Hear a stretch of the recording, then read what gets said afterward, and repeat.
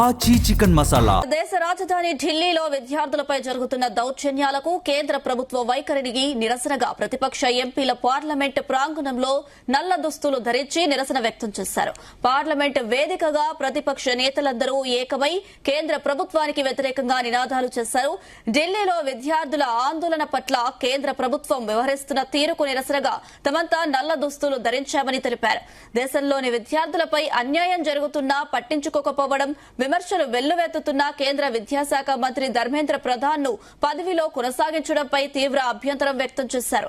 విద్యార్థుల సమస్యలను పరిష్కరించకపోవడం ఈ ప్రభుత్వం పూర్తిగా విఫలమైందని ప్రియాంక గాంధీ తీవ్ర స్థాయిలో మండిపడ్డారు.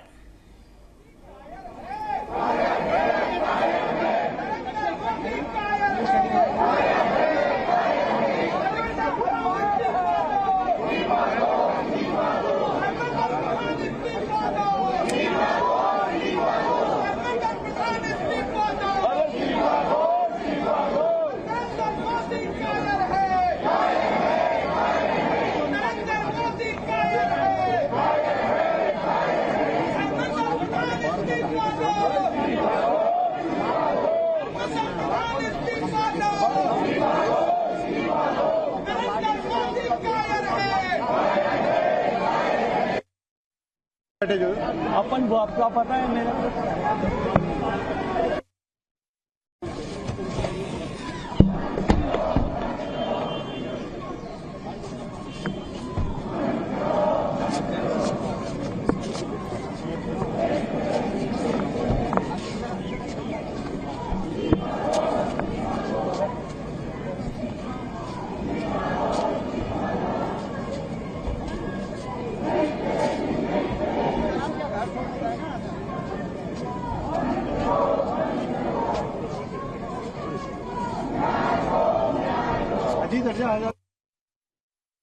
आप बना तो रहे थे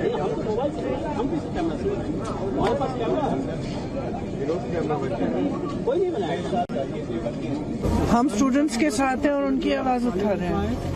स्टूडेंट्स के साथ जो हुआ वो आप ही बताइए, सही है कि गलत है? बच्चे हैं सारे, प्रोटेस्ट कर रहे हैं, कोई ऐसे वैसे प्रोटेस्ट नहीं है, जेन्युइन इशू है, जेन्युइन प्रॉब्लम है। सारे इस देश के सारे माँ बाप जानते हैं, इस देश के सारे स्टूडेंट्स जानते हैं, इस देश के सारी टीचर्स भी जानती हैं, सब जानते हैं। तो एक जेन्युइन मामला है, जेन्युइन इशू है। उस पे स्टूडेंट सिर्फ अपना अधिकार मांग रहे हैं और कुछ नहीं मांग रहे हैं। वो सिर्फ ये कह रहे हैं हमें अपना अधिकार दो। हमें कब आप हर एग्जाम को क्या पेपर लीक करा रहे हो? बच्चे इतना संघर्ष करके पढ़ाई करते हैं, अपने लिए एक फ्यूचर देखते हैं, आप उस फ्यूचर को बिगाड़ रहे हो।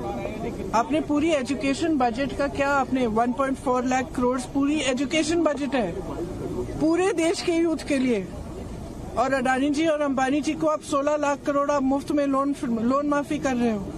किसानों को कुछ नहीं, गरीबों को कुछ नहीं, स्टूडेंट्स को कुछ नहीं, और ऊपर से स्टूडेंट्स को इतना खर्चना पड़ रहा है, फैमिलीज को इतना खर्चना पड़ रहा है, लोन लेते हैं। सिर्फ नीट के एग्जाम में जो 22 लाख फैमिलीज है उनका खर्चा 1.32 लाख करोड़ है, almost equal to education budget. तो स्टूडेंट्स की जेन्युइन स्ट्रगल है, जेन्युइन समस्या है। वो सिंपली कह रहे हैं हमसे बात करो, हमारे लिए सिस्टम, हमारा सिस्टम बदलो। ये सिस्टम चल नहीं रहा है, टूटा हुआ सिस्टम है, सब जानते हैं टूटा हुआ सिस्टम है। जिसके बच्चे हैं, किसी भी क्लास का हो, किसी भी वर्ग का हो, जिसके बच्चे वो जानता है कि बच्चों पे क्या बीतती है जब एग्जाम देते हैं।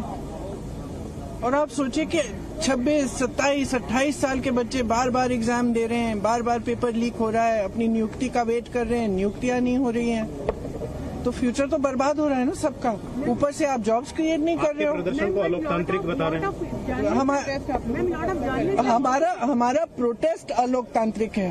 लोकतंत्र में सबसे बड़ी चीज क्या होती है? फ्रीडम ऑफ एक्सप्रेशन और right to protest, peaceful protest. इसमें कुछ अलोकतांत्रिक बात नहीं है। अलोकतांत्रिक ये है जो यहाँ इस सदन में हो रहा है, जो सड़कों पे हो रहा है। सदन में आप चर्चा नहीं करते, एलओपी को बोलने नहीं देते, ऑपोजिशन लीडर्स को बोलने नहीं देते, वो बोलने के लिए उठते हैं, आप चुप कर लेते हो। स्पीकर साहब खुद कह रहे हैं कि मुझे सरकार से पूछना है कि आप लोग डिस्कस कर सकते हो कि नहीं। कहा हूँ कि ये डेमोक्रेटिक गवर्नमेंट नहीं है, ये डिक्टेटरशिप पे चला रही है और पार्लियामेंट के मेंबर्स को कोई मर्यादा नहीं देती और रूल्स के तहत जो टेस्ट करते हैं उनको भी वो एक तरीके से हरासमेंट करके वो हमेशा अपने लोगों को, पुलिस को बोल देते हैं और यहाँ तक कि बीजेपी के आरएसएस के वॉलंटियर्स भी इसमें काम करते हैं विदाउट बैचेस, जो विद्यार्थियों को डराना, कांग्रेस लीडर्स को डराना, ये काम भी वो इनडायरेक्टली करते हैं और करके आज राहुल गांधी जी को किए, प्रियंका जी को किए और बहुत से स्टूडेंट्स को तो उन्होंने किया ही किया।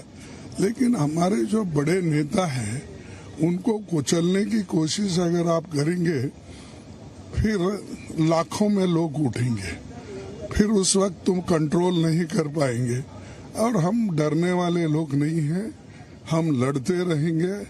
कल आप पछताएंगे कि हमने जो राहुल जी के लिए किया या प्रियंका जी के लिए किया ये ठीक नहीं है, उसी का परिणाम हम भुगतना पड़ रहा है, ऐसा उनको महसूस करना पड़ेगा और वो हम दिखा देंगे कि कांग्रेस पार्टी और इंडिया गठबंधन के लड़ते रहेगी। कहा हूँ कि ये डेमोक्रेटिक गवर्नमेंट नहीं है, ये